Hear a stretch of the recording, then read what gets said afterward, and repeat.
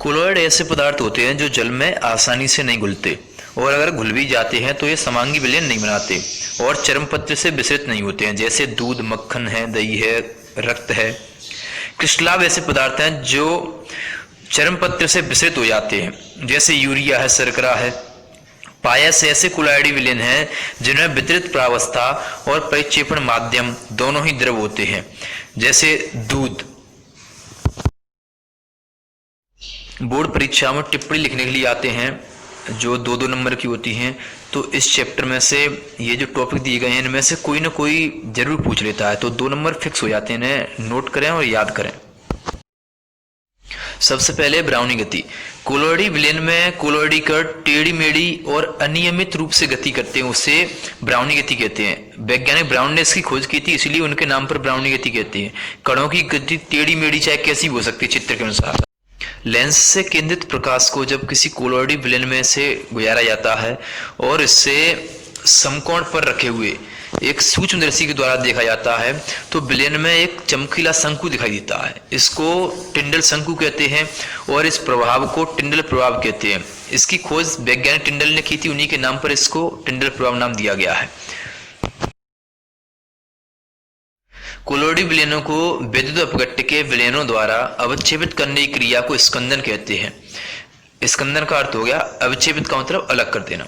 इसमें कोलॉइडी कणों की सतह पर विद्युत अपघट्य से उनकी प्रकृति के विपरीत आवेशित आयन, जैसे धनावेशित तो ऋणावेशित को, ऋणावेशित तो धनावेशित को अधिशोषित हो जाता है, जिससे उनका आकार बढ़ जाता है और वे स्कंदित हो जाते हैं। इसमें अपने नदी और समुद्र के मिलन पर डेल्टा का बनना वो स्कंदन का उदाहरण है।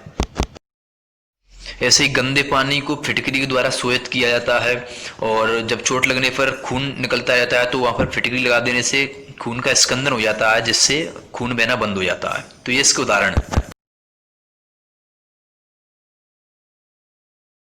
अशुद्ध कोलॉइडी विलयन से शुद्ध कोलॉइडी विलयन प्राप्त करने की क्रिया अपोहन है। इसको इंग्लिश में डायलिसिस कहते हैं, जैसे खून की डायलिसिस होती है, आपने सुनी होगी, तो वही अपोहन है। कोलॉइडी कणों के ताजे अवक्षेप को किसी विद्युत अपघट्य द्वारा पुनः कोलॉइडी विलयन में परिवर्तित कर देने की क्रिया को पेप्टीकरण कहते हैं। हार्डी-सुलजे का नियम 2 रूपों में है। नंबर 1 है स्कंदन में मिलाए गए विद्युत अपघट्य के वे आयन सक्रिय होते हैं जिनका आवेश कोलॉइडी कणों के आवेश के विपरीत होता है, और दूसरा है कि सोल की जो स्कंदन करने की क्षमता है वो आयन की संयुक्ता पर निर्भर करती है। संयुक्ता अधिक होगी तो इसकी स्कंदन क्षमता अधिक होगी। अगला टॉपिक है विद्युत कण संचलन। तो सबसे पहले बताया जाए आपको, जो विद्युत कण होते हैं या तो धनावेशित होते हैं या ऋणावेशित होते हैं। विद्युत क्षेत्र में कोलॉइडी कणों के विपरीत आवेशित इलेक्ट्रोड की ओर अभिगमन की घटना को विद्युत कण संचलन कहते हैं।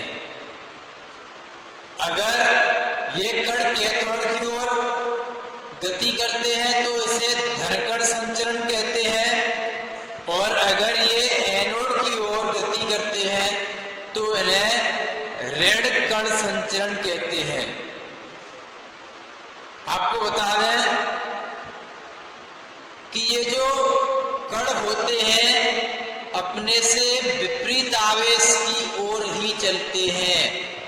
जो धनावेशित कण होंगे वो ऋणावेशित की ओर चलेंगे और जो ऋणावेशित कण हैं वो धनावेशित इलेक्ट्रोड की ओर चलेंगे। इसके बाद है स्वर्ण संख्या। किसी द्रव स्नेही कोलॉइड की स्वर्ण संख्या उसकी मिलीग्राम में वह मात्रा है जो गोल्ड सॉल के 10 मिली में उपस्थित होने पर 10% NaCl के 1 ml विलयन द्वारा स्कंदित होने से रोक देती है। द्रव स्नेही कोलॉइड ऐसे कोलॉइड होते हैं जो किसी द्रव के संपर्क में आने के बाद तुरंत अपना कोलॉइडी विलयन बना लेते हैं। अर्थात वे पदार्थ जो किसी भी विलायक के संपर्क में आने के बाद कोलोइड विलयन बना लेता है। ये द्रव स्नेही कोलोइड कहते हैं, जैसे जिलेटिन है, स्टार्च है, गोंद है आदि। इसके बाद है कोलोइड का रक्षण या रक्षी कोलोइड।